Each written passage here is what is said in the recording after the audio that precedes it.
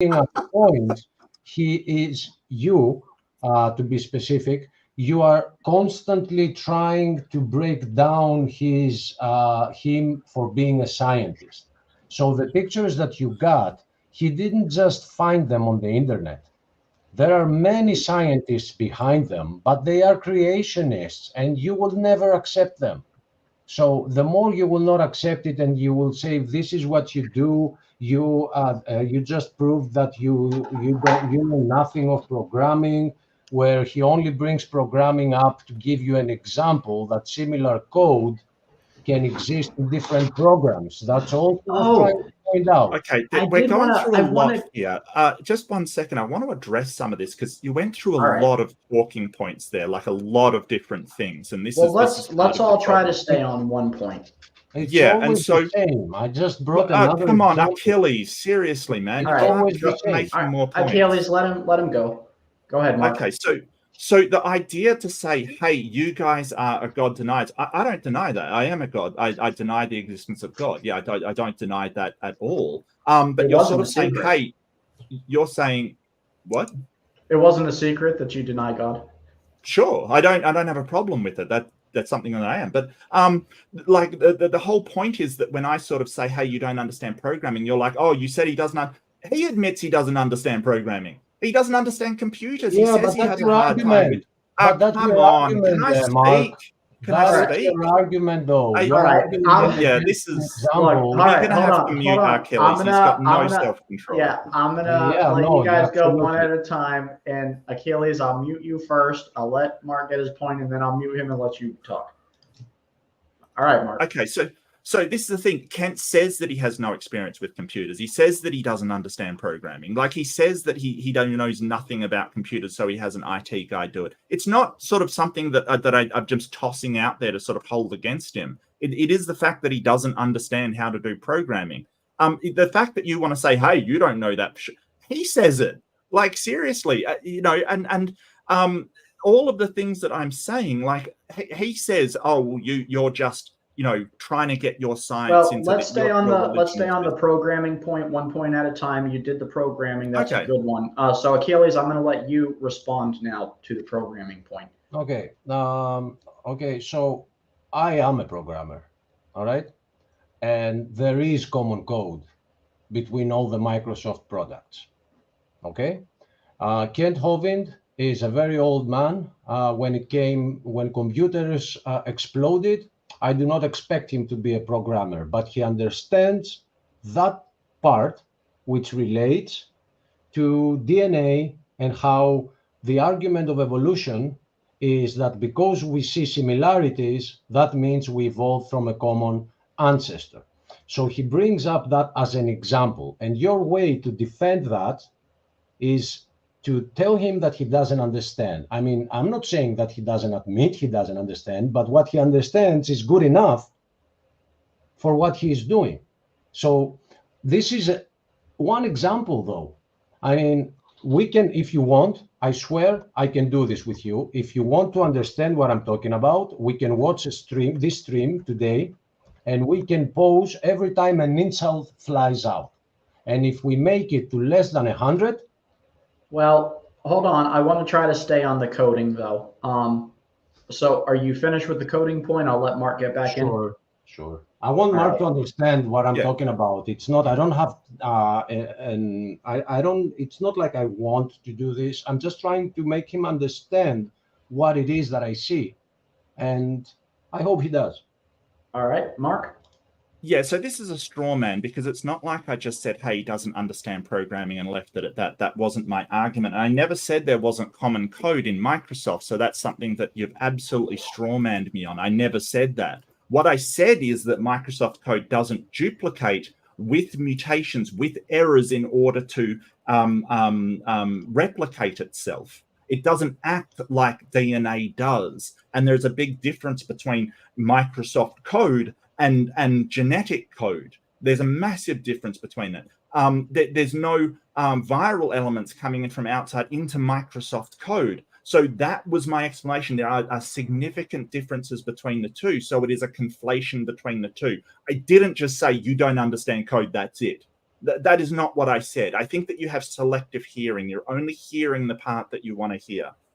He's the second person this evening, though, that you accused of having selective hearing, Mark. Well, we heard the first tiny little bit of what I said and ignored the entire rest of it. Like, what can I say? All right, Achilles. Okay. First off, you got the response about this on the fact that he agreed with you, and he said that programming is based on binary code, and DNA is quadinary code. So it is 4 times the complication than a binary code, which is 1 and 0, right?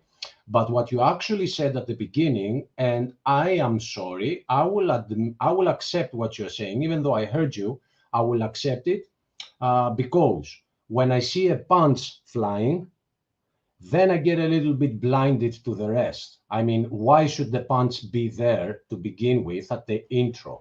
So what you actually said is, we know, and you can go back and watch it again, we know that there was not one creator between all the Microsoft products. There were multiple programmers. Now, if that is not evading the example that was only there to support the original argument, and you even evade the example, I don't know what is.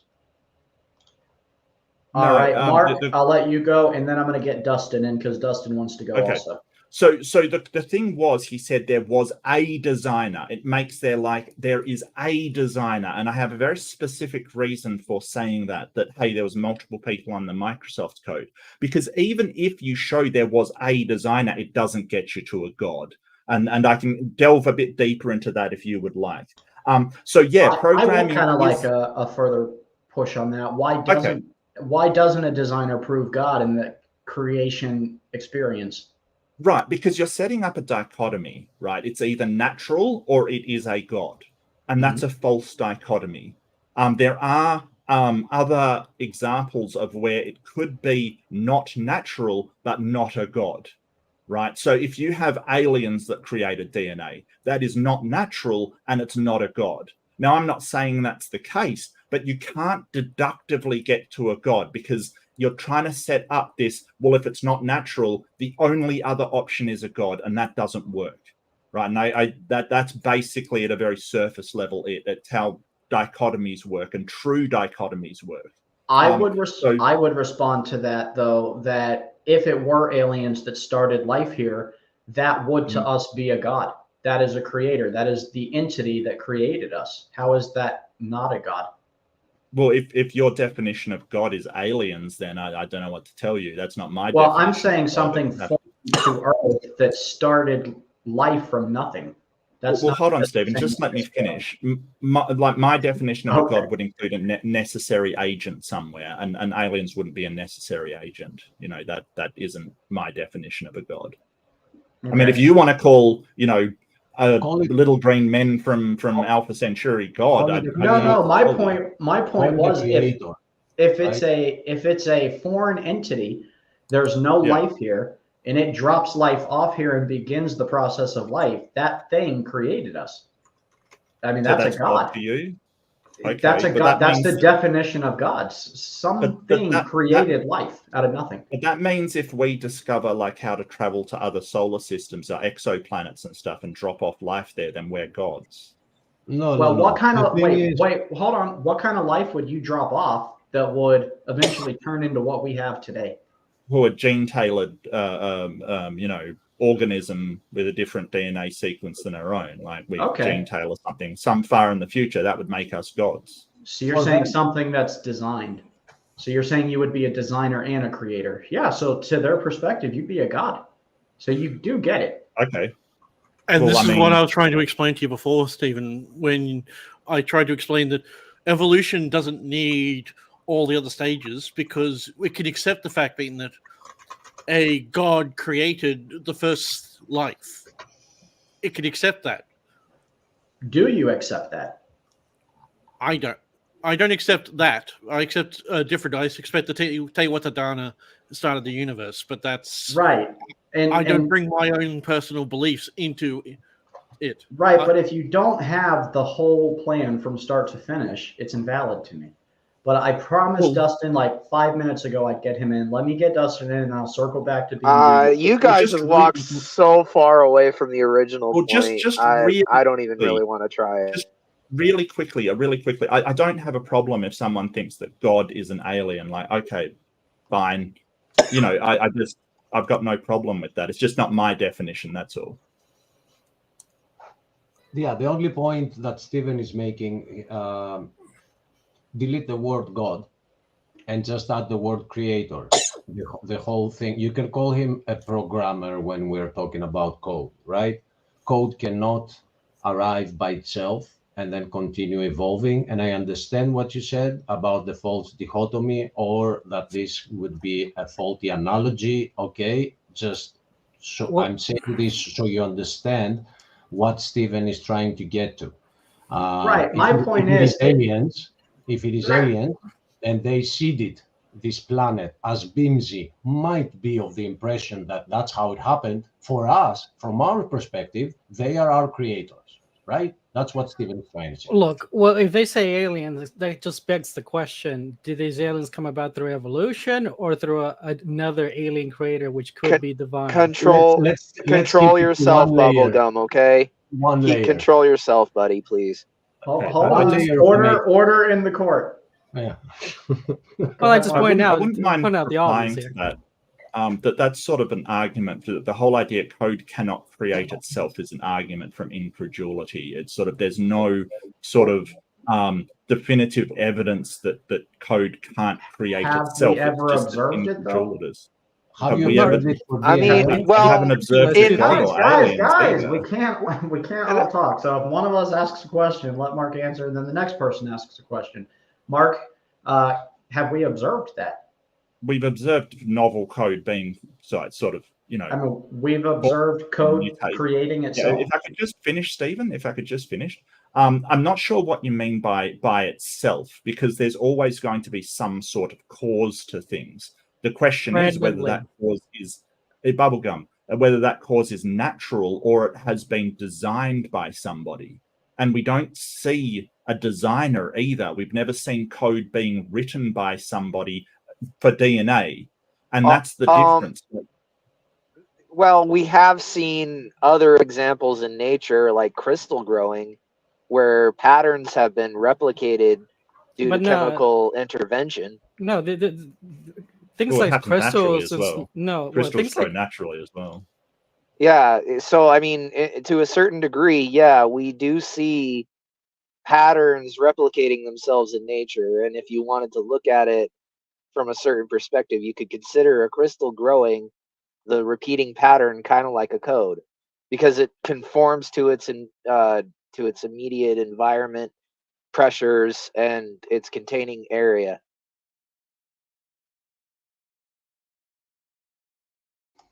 I'm sorry, Dustin, you now have me completely geeking out, because I spent the last 9 hours going through papers in regards to the experimentation with dolomite.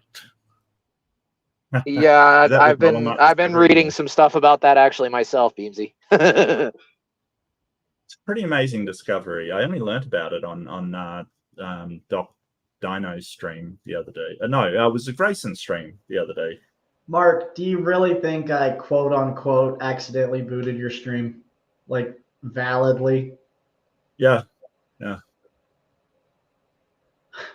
Wait, I'm lost. This is why nobody likes Australia. You guys act all. No, they're terrible. I keep telling people only Australians like Australia. Well, that's the same for Americans. Don't feel bad. Actually, other countries are fascinated. Japan is fascinated with American culture. So is a lot of other countries, actually. And that's bizarre, with being just a short time after World War II. How much Japan loves us, it's really bizarre. Yeah, but a lot of it is sort of a shift from thinking that the emperor was literally a god into, you know, that being disproven when he lost the war kind of thing. So I think a lot of it is, well, you know, we had this person that we thought was a god, and it certainly is not. So I can kind of understand that.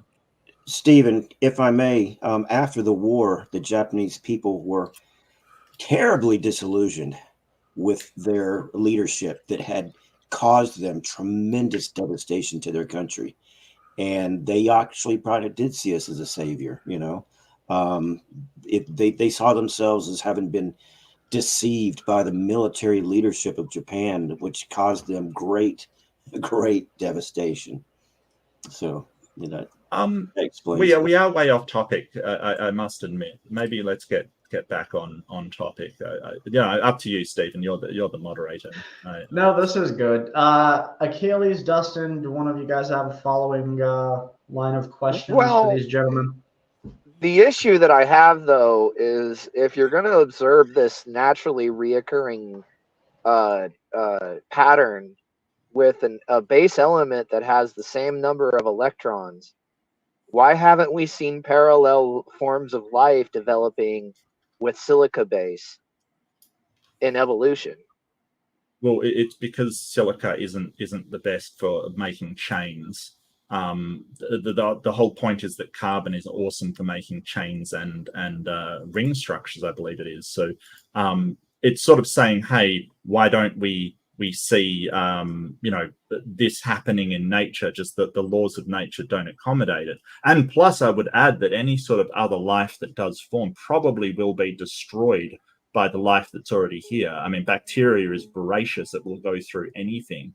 In fact, there's some forms of life that basically break down rock and eat rock. Lichen being one of them, it will actually destroy rock. So, aren't there certain worms that'll do that too? I think so. Yeah, I'm not that familiar with it, but I think there are sort of mineral laws. I can't forget the name. Beansy, do you know the name of that? It's like, oh God, I used to know the name of this. Organisms that eat rock. Guys, I'm going to hop off of here, but I enjoyed it. It was a great night. Thank you for coming, Mark. Thank you for everybody. Much love, Lucky and Ryan. Yep, Lucky. It is mineral. She's been thanks, Ryan. Y'all have a blessed night. Gastrolith. That's right. Yeah. Gastrolith. Yeah. Guys, for me, I'm staying, but it's 5:15 after midnight, so the sun is about to come up. So just don't hit me with ERVs or anything too deep. You know, we can meet. I love you, Achilles. Yeah. Well, I'm not even supposed to debate because every time I even ask a question, Mark's audience says bias moderation. So. Yeah, I don't mind questions so much. That's fine. I think last time when you were sort of putting monkeys over people said, I think that was a bit too much, Stephen. Honestly. Well, here's the thing though. I really never have claimed to be an unbiased host. I'm absolutely biased. I'm a believing Christian. I believe the Lord Jesus Christ created us, and I don't keep it a secret, just like you don't keep it a secret that you don't believe in God. I'm fine with it because if so the way that I look at it is that if you do have good arguments and logic and rationality, you don't need bias. Your arguments will carry themselves. So if you need to be biased and need to have somebody, sort of tipping the scales, then that right there should raise suspicion over why you need that.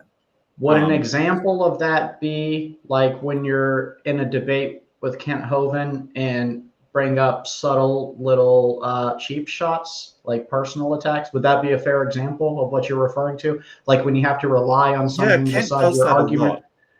Yeah, Kent does that a lot. He brings up like sort of digs all the time. I agree. He is a lot like a mirror. He kind of matches tone, like yourself. I don't know about that. I think that I've seen a lot of people. I know him personally. Well, I mean, I've seen debates where a lot of people have sort of not done that, and he's sort of said his spiel about, if you believe that, you're crazy. Well, I mean, it's kind of like if you believe that, you're crazy. It's kind of it's very, it is an ad hominem. It is sort of. I don't think Mr. Hovind's qualified to diagnose anybody's mental health state. I think that I mean, you so sort of you don't think it would be fair, like through observation, to be able to deem some people are just off? Yeah, it would be like me saying, hey, if you believe in a magical sky daddy, you're crazy. That would be the equivalent from our side. Well, we've heard that many times, and Sure. From me? No, not from you. Fair. No, well, you're actually pretty good about that, actually. Yeah, and I'm not saying that all atheists are perfect. Like, you know, there's atheists that will say that, and I strongly disagree when they say that as well. I think it's rude and obnoxious and horrible to do to people. But, you know, Kent does that literally all the time. So, you know, what are we talking about here? Well, that didn't happen today. That didn't happen on the previous debate. And yeah, he said if you believe that, you're crazy. He said that today. Debate. He did. He, in fairness, Achilles, he did say it was dumb. He did say you were stupid. No, there's a difference. If me and you discuss and you say something, I have the right, without attacking you, to say, Dustin, what you just said is very stupid. Really? You would just no, and I'm sure if I said to Kent that thing you believe is just stupid, you would just go, no, that's fine. That's a perfectly valid objection. I'm sure you would. Yeah, no, sure, Achilles. Yeah, I don't know who you're trying to fool. Listen, Mark, I really don't. Hey, listen, truly. You know me. I'm not hiding behind an account. You know my name. I'm Achilles. I have my channel is since 2006. It's Achilles 7. So I'm swearing on that name that if you say to someone what you just said is stupid, Okay, I want to hear. I'll say that next time I I'm in want to against hear. Kent. No, I'll just say listen. what I you want to said hear is the reason completely why. stupid. I want to hear the reasoning, and no, I He will doesn't not give a accuse reason you. why. Wait. Hey, I will wait, hold not up. accuse you then. I will not accuse you then that you called him stupid. There is a difference there. I talk with Steven and he says something, and I tell him, dude, what you just said is hilarious. It's very dumb. I don't mind little attacks like your belief is stupid or you believe in Sky Daddy. Like, I would rather that than like personal attacks like, hey, can't pay your taxes. Right. No, I never Mark, said that. I will give him that. I'm not saying you did, but that was all through your comment section. Well, you can't hold Mark accountable for that, and Mark really accountable to that. He doesn't like. He really like. I mean, the ad homs that Mark does are nowhere near to. And let's not pretend like you don't do it, Mark. Okay, I mean it's veiled. I've called people who believe in evolution mentally ill. Like I do it. We all do it. We all do it. Yeah, that's not cool, man. Like that is not. It is accurate though. Like it's borderline mental illness. Really? Do you think you can diagnose somebody for mental illness? Do you think you're sort of able to do that? Do you think you have the expertise in order to do that? No, but I believe that observational study is open to anyone, right? Or is that only closed to specialists? Well, the problem is that you're saying, hey, they have a mental illness. You're not saying, hey, what they believe is wrong. And it's also calling sort of, 90% of the world, including other Christians, the same thing. Yep. So it's in the drinking water. I agree with you. Yeah. No, so that's Steven, definitely an insult and one that you're not even qualified in making. Like you're just basically saying it. Well, okay. So to offer. Sorry, Stephen. Mark's making a good point right now, Stephen. There's a difference between saying you are mentally ill for believing that and saying what you believe in is stupid. Oh, this is the thin line that changes everything. Like this is not an attack to say that what you believe in, I find it to be stupid. Okay, but if you tell them that you are mentally ill for believing it, well, then they have the right to get aggravated and attack you back because you started it. That's fair, but that's fair. That's my whole point. Yeah, as a host, I want not to be in a ring. I'm not a referee, and start, Well, a lot of the evolutionists are on the spectrum. For example, are you on the spectrum, Mark? Because I feel you are on the To spectrum. be fair, I'm on the spectrum and I'm a creationist. So, I mean, that is irrelevant. Bubblegum, What? come on, man. A little What? more control, buddy. You don't have to ask the man if he thinks he's retarded. Yeah, that Okay, was come awful. on. I'm not saying like that, but it does feel like Mark is on. That wasn't an appropriate question, Mark. I'm sorry. It's okay. I mean, I'm very open about it. I certainly am. I don't think there's anything to be ashamed of or anything to apologize for. It's just a thing. Like it's like saying, do you have like it's not even a mental illness, it's a neurological condition. So you might as well ask like you know, are you on the epilepsy spectrum? Yeah. Why would that be anything to do with what I've done or my mental state? True. I don't know. That's why I booted him. Okay. I've from the minute Kent Hovind left, I stopped paying too much attention on the chat. So was that on our chat? No, it's not. No, that was on Mark's I don't chat. think so. Okay. No, but I mean, that was an example of personal opinion being fine.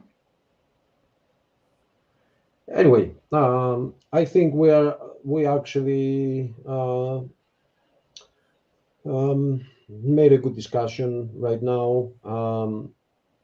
But I understand, Mark, that you're not doing what I accused you of doing. You're not doing it because you are a mean person. You are doing it because that is the only defense that exists. Instead of refuting the message, there must be some way of attacking the messenger. Now, you're not as bad as some clods out there who will take the time to talk about Thomas, but I don't know what you're talking about right now. I have no idea. But really, there is. I mean, you have a legitimate point. You have a good response, but before you get to the response, the other side hears 5 different points that negate him as a character or as a scientist, and then you get to your point. So consider it a friendly advice. Achilles, I want to be clear. I want to be really clear. I'm not taking advice from you. I'm sorry. I'm not. Okay, I'm not. Because I don't think that you give a good advice. I don't think you have salient points. I don't think you sort of accuse me of doing things and then have to walk back on it because I'm not actually doing those things. You sort of you think that you've confirmed all of these things about me by declaring it so. It's not so. Well, you can watch the stream with some friend of yours and see who attacks who, but you already know your method. You know it. All I'm doing is stop gaslighting. It's not going to work. It's not going to work. I know what I'm doing and I know sort of how I respond and I back up everything that I say. So this sort of thing of you know what you're doing, I could just say, hey, Achilles, you know what you're doing kind of thing. This is the thing. I can just say, hey, you're gaslighting. You know what you're doing. Let me complete my sentence. I told you that it's 5:30 to me. So yeah, I don't care. I don't care. Don't tell me what I'm trying to do and what I'm doing. What I said, you know what you're doing. I mean, you. Anyway, and let me take this opportunity because it's still streaming to his channel. Please subscribe to Proverbs Guys Ministries on YouTube. We would love to have you. Terrific. Now I will go ahead and